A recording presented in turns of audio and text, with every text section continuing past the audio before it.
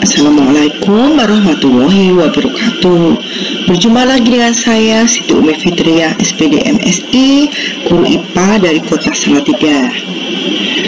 Mari para siswa kelas 9 dimanapun kalian berada, kita melanjutkan pembahasan prediksi kisi-kisi dan soal ujian sekolah tahun 2021. Untuk kesempatan kali ini kita masuk ke ini ya, nomor 21 sampai dengan nomor 30. Langsung saja yuk kita mulai jalannya prediksi ya, memprediksi kisi-kisi dan soal ujian sekolah 2021. Kita lanjutkan soal yang nomor 21. Disajikan data komposisi bahan dari suatu kemasan makanan. Peserta didik mampu menganalisis dampak penggunaan zat aditif tersebut terus-menerus bagi kesehatan dengan benar. Jadi clue-nya adalah dampak zat aditif. Biasanya yang namanya dampak di sini bukannya dampak positif tapi dampak yang negatif. Nah, kita masuk ke contoh soal. Perhatikan komposisi produk makanan berikut ini. Terigu, tapioka, minyak kelapa sawit, bumbu rasa ya, mengandung penguat rasa MSG atau mononatrium glutamat, dinatrium isosinat, tatrasin, Cl1914, pengembang, gula garam dan antioksidan ya.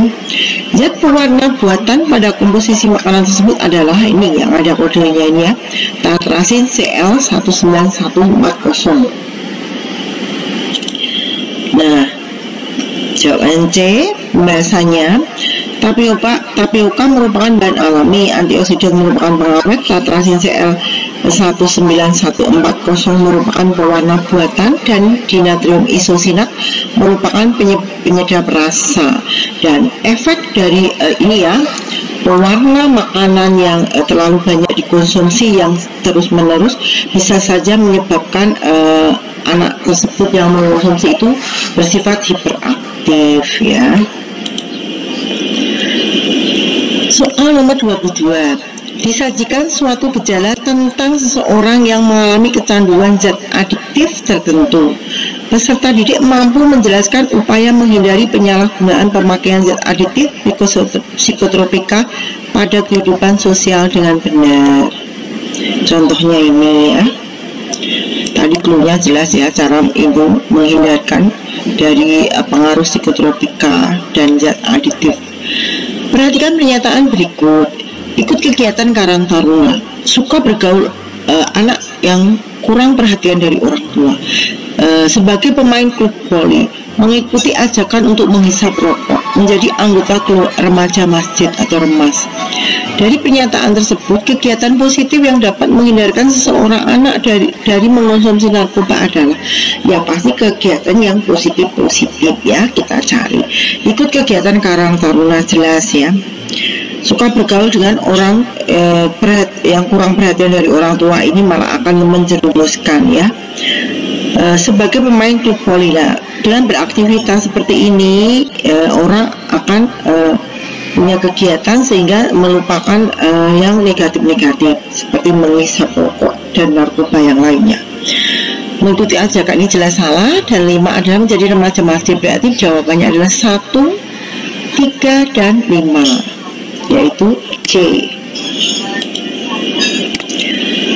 Soal nomor 23. Disajikan gambar atau skema jantung manusia. Peserta didik mampu ya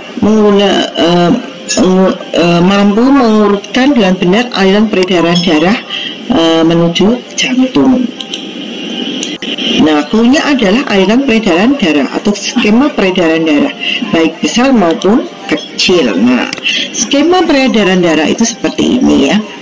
Peredaran darah besar ya, peredaran darah besar dimulai dari bilik kiri, berarti dari nomor 10, kemudian 8, kemudian 6 itu seluruh tubuh, dan 4 itu kembali ke serambi kanan. Sedangkan peredaran darah kecil itu dimulai dari bilik kanan ya.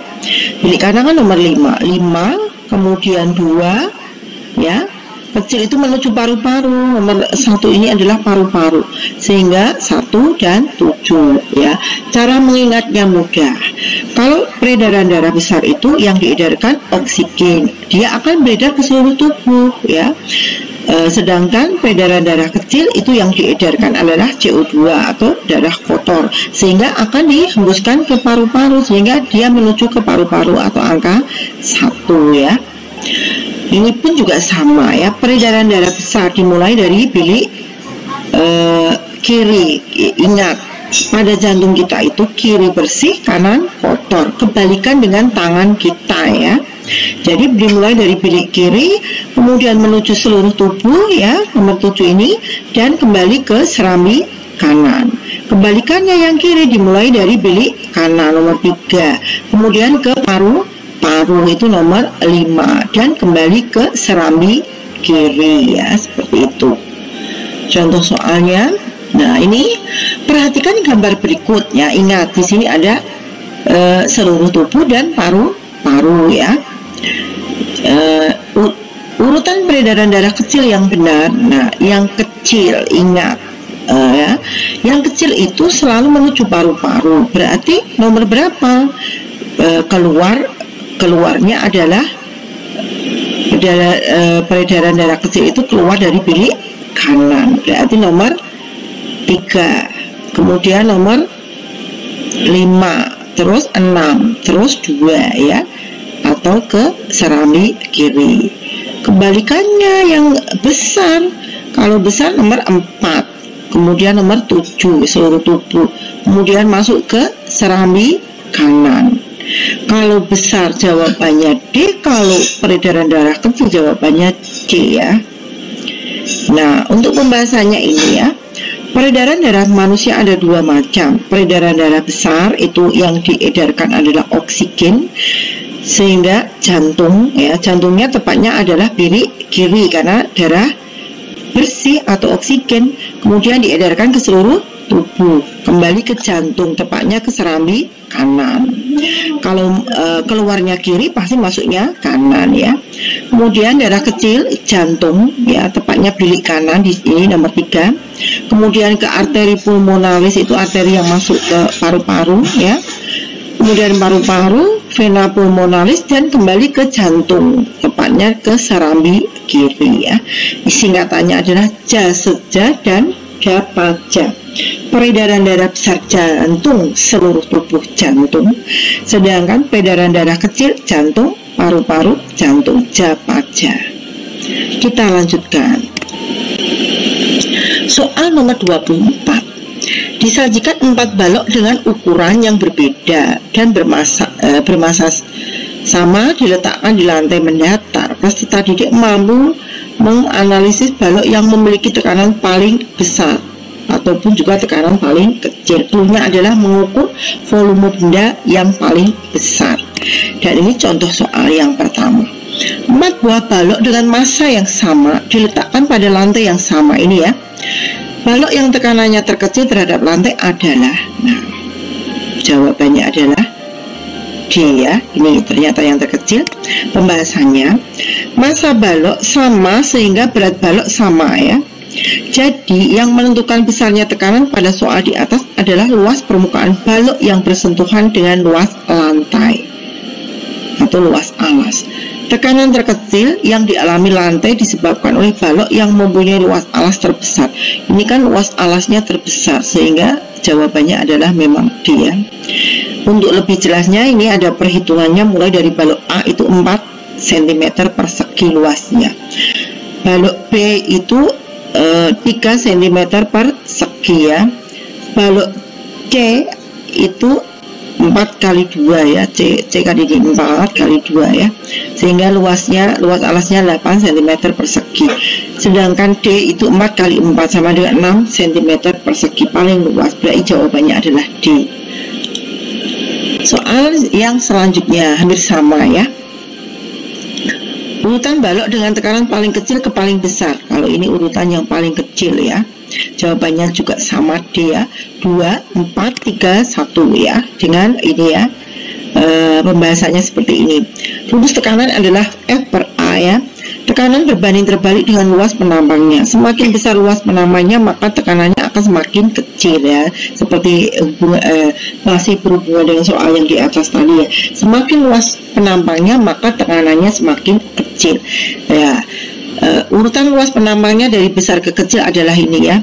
2, 4, 3, 1 ya. Nomor 2 ini jelas ya, ini kan paling besar. 2, kemudian 4, 120, kemudian 3, 90, kemudian 80.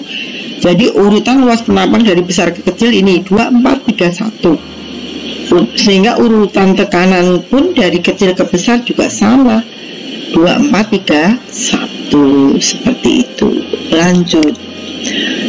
Contoh soal yang ketiga masih sama ya, tapi intinya juga ini masih sama ya. Jawabannya A. 4 balok homogen dengan massa yang sama diletakkan pada lantai yang sama dengan posisi seperti pada gambar. Tekanan terbesar yang dialami lantai ditunjukkan oleh gambar. Kalau tadi adalah tekanan paling kecil, kalau ini tekanan paling besar. Paling besar berarti dicari yang luas penampangnya paling kecil. Paling kecil di sini adalah A ya. 2 kali 4 itu A, 8 cm persegi. Jadi jawabannya jelas, langsung saja A ya. Untuk keterangannya di sini sudah ada semua ya. Kita lanjutkan. Soal nomor 25. Disajikan gambar inspirasi atau ekspirasi. Mekanisme pernafasan inspirasi ataupun ekspirasi pada mekanisme pernafasan. Peserta didik mampu membandingkan volume rongga dada dengan benar. Jadi clue-nya adalah mengetahui volume rongga dada saat inspirasi dan ekspirasi. Kalau ini gampang sekali ya. Coba kalau kita pegang dada kita saat kita inspirasi atau ekspirasi. Coba kita praktekkan, kita pegang ya. Saat kita inspirasi, menghirup udara dari luar, coba. Nah, dada kita ternyata besar, berarti volume rongga dadanya ikut besar. Kebalikannya, saat kita menghembuskan nafas atau ekspirasi, dada kita mengempis, berarti volume rongga dadanya mengecil. Nah, langsung bisa menjawab soal ya.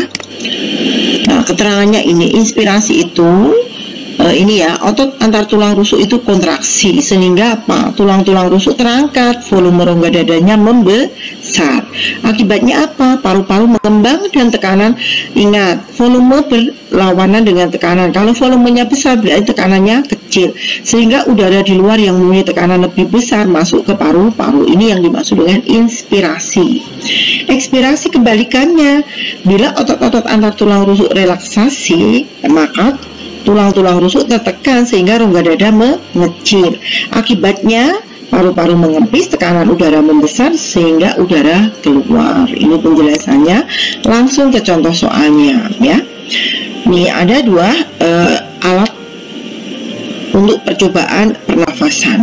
Apabila karet ditarik, maka kedua balon akan mengembang, dan bila karet dilepaskan kembali, maka kedua balon akan mengempis. Percobaan tersebut bertujuan untuk membuktikan terjadinya peristiwa ya, ditarik itu kan berarti inspirasi, dan ini mewakili diafragma. Berarti jawabannya inspirasi pada pernafasan perut.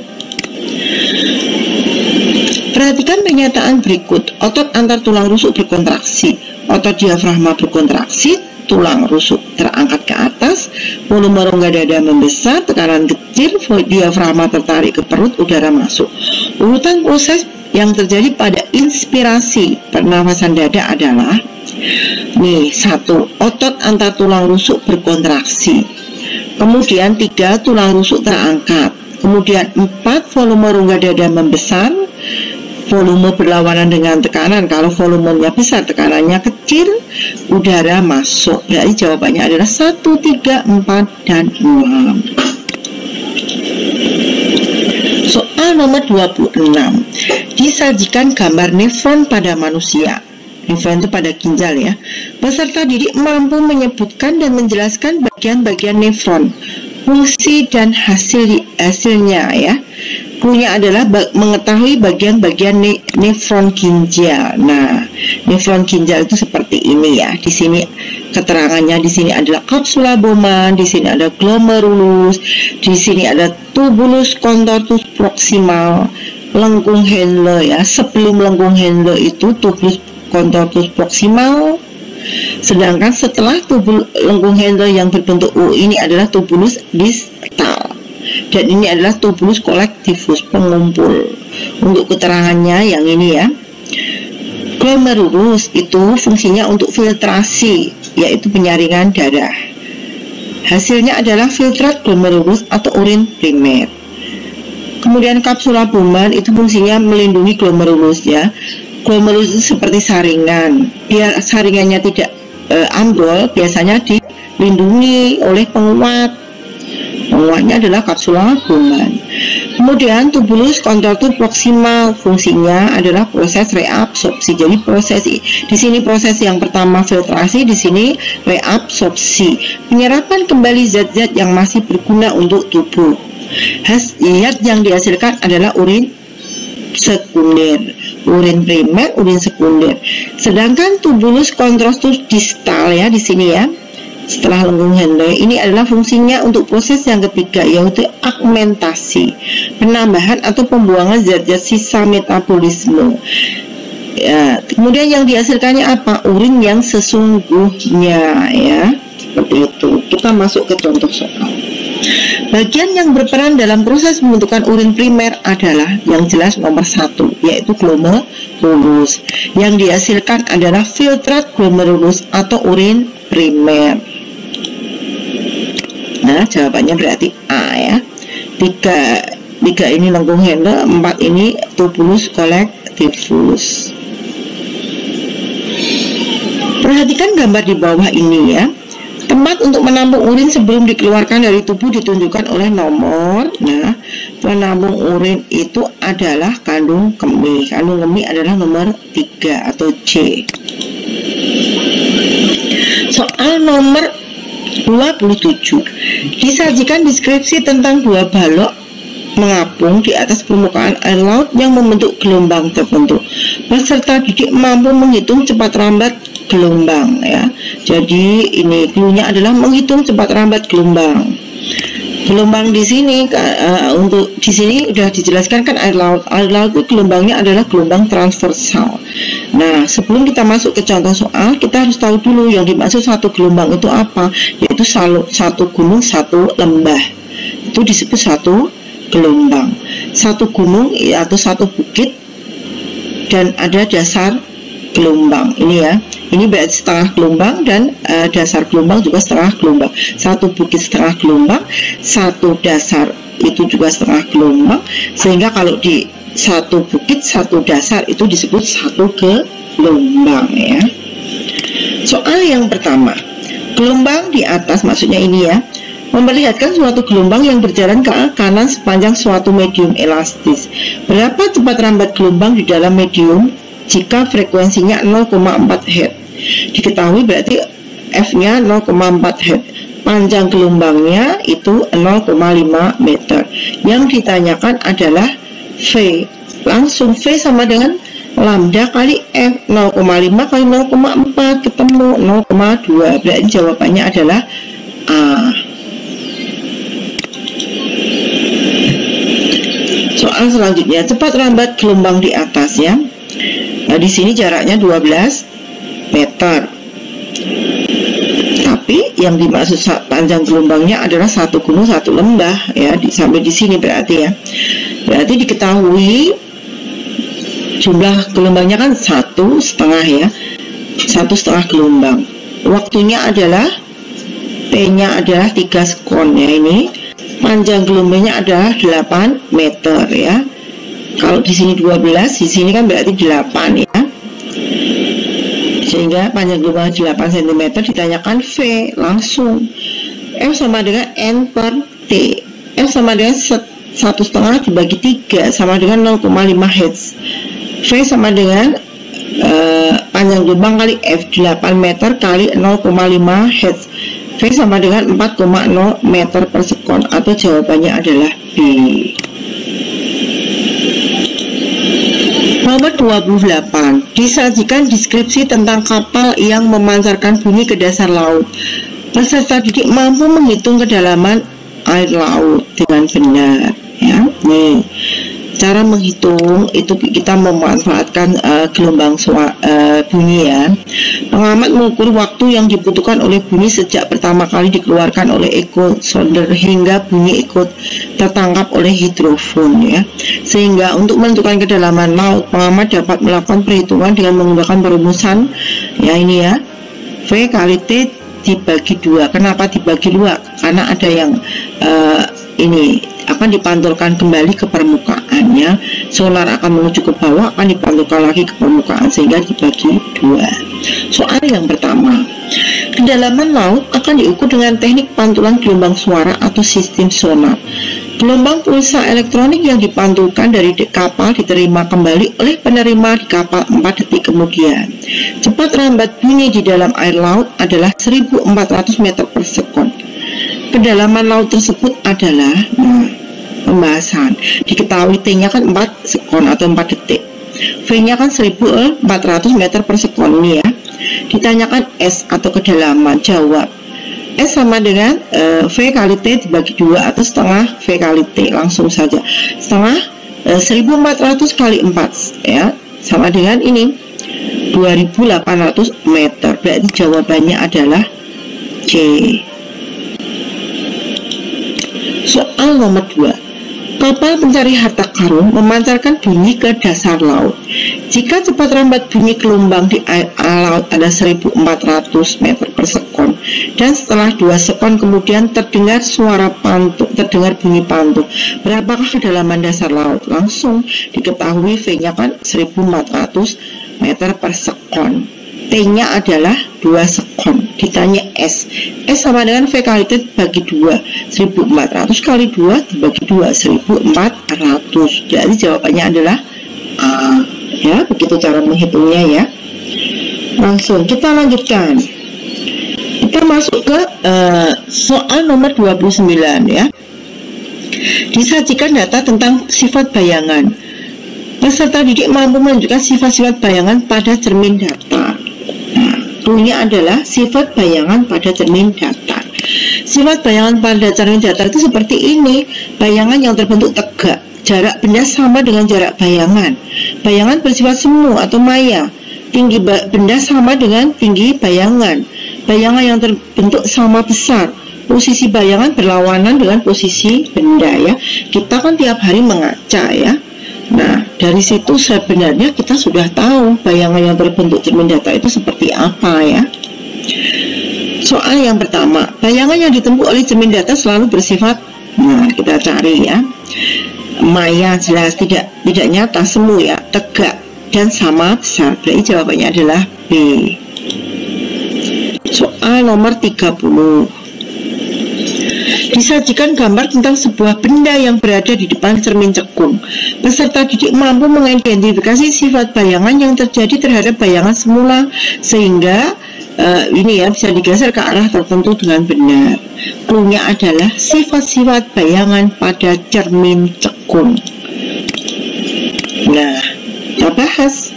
Cermin cekung adalah cermin yang permukaannya melengkung ke dalam. Cermin cekung sering digunakan pada lampu sorot di dalam mobil dan sifatnya mengumpulkan cahaya. Sifat bayangan pada cermin cekung sebenarnya tergantung pada letak benda ya. Jika di ruang 1, bayangan maya tegak dan diperbesar. Jika di ruang 2, bayangan nyata terbalik diperbesar. Jika di ruang 3, bayangan nyata terbalik diperkecil. Nah, contohnya adalah jika letak benda dekat dari cermin cekung, maka bayangannya maya, lebih besar dan tegak.